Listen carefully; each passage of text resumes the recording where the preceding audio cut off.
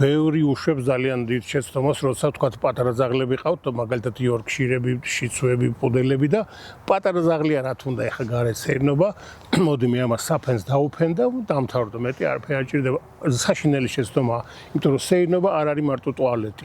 სეირნობა არის ინფორმაციის მიღება ზაღლისთვის, სეირნობა არის პატრონთან სიარული, სეირნობა არის ენერგიის დახარჯვა. იგივე თქვა ფიზიკური მას და ტუალეტს რო დავანებოთ თავი.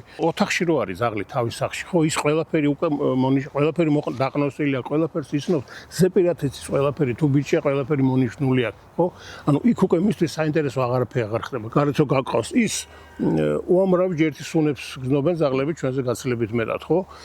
უამრავ სუნს იღებს ახალს, უამრავ ინფორმაციას იღებს. მე ხედავს იქ ზაღლმა გაირბინა, კატამ გაირბინა, ჩიტმა გაიფრინა, იქ მოსკლინდა, იქ ვიღაცამ დაამოხრუჭა, ცეხვი დაუვარდა, უამრავ ინფორმაცია. ჩვენ რო გავდივართ სახლიდან, თქვა დღეში ორჯერ რო გავდივართ, გონია რომ იგივე ადგილია და ჩვენთვის არაფერი არ იცლება ზაღლისთვის აი 1 საათშიც უკვე იმხელა განსხვავება თითქოს ახალ იმას კითხულობდეს სიგნს რა მათი Facebook-ი და ყველაფერი